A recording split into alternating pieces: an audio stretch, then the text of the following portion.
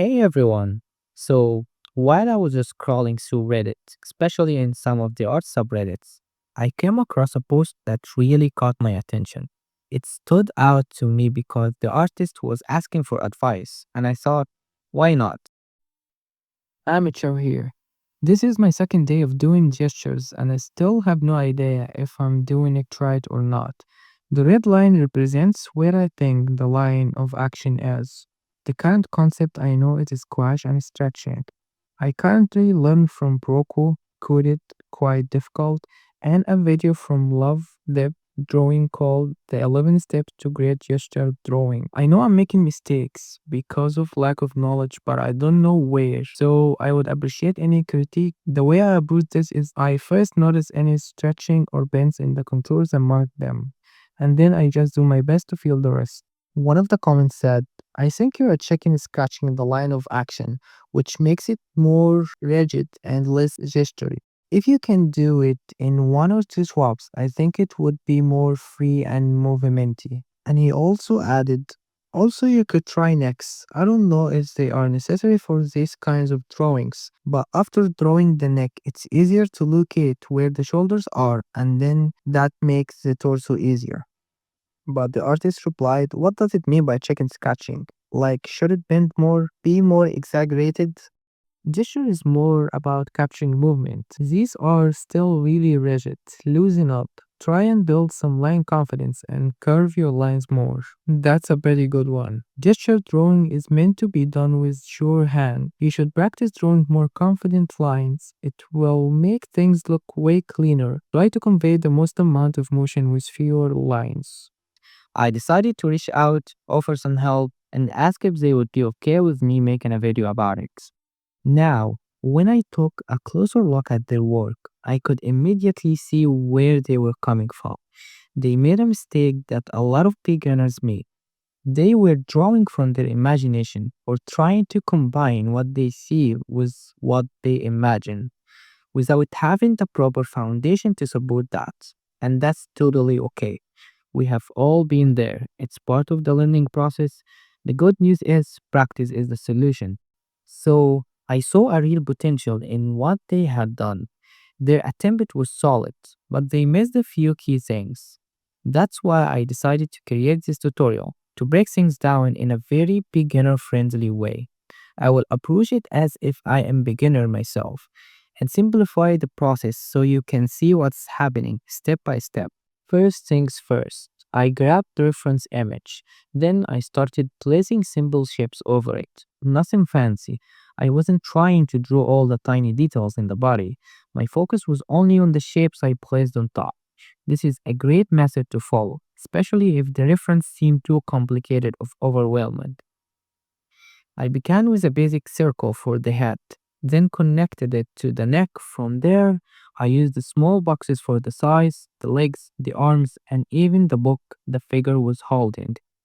As you can see, everything is very simplified. And if it looks too basic right now, don't worry. That's a part of the process. The goal here is to capture the structure and proportions, not the fine line details.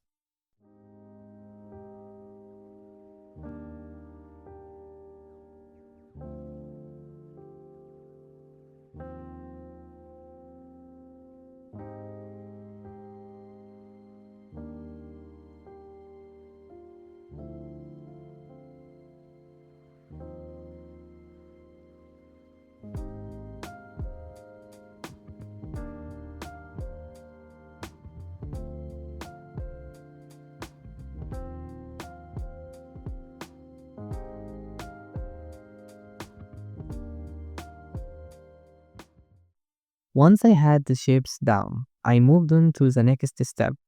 Personally, I like to sketch with a very small, solid brush. That works for me. But if that feels hard for you, you can use a slightly larger brush with a bit of a flow. Just try not to overwork the lines or obsess over fixing every single part. Keep it simple and stable. When I got to the face, I focused only on the shapes I could clearly see. And that's the key here. Don't try to tackle the entire figure all at once. If you try to focus on everything at the same time, you will miss a lot. You might lose the eyes or mess up the proportions. Instead, break it down, simplify each part, then refine the details one by one. For example, after I did the head, I moved to the neck because that's directly connected. I didn't jump straight to the legs or other distant parts. I worked with what felt easiest and closest to what I had already drawn. It helps you measure more accurately and stay consistent. Even as I added more detail, I didn't stress too much about accuracy. It's more about keeping the same pose and idea, not achieving perfection. And one more thing, sketching is not the final step. I know many of you want to jump straight to a fully rendered piece, but you often get stuck at this sketch phase because you are trying to make it perfect. My advice, don't put too much pressure on your sketch. It is just a guide. It's not the final artwork. It only serves you. Now, if you do want the sketch to be your final piece, that's totally fine too. Just make sure you go over it again, add some line weight, make the lines more expressive, and let your style come through. Keep it clean, fluid, and natural.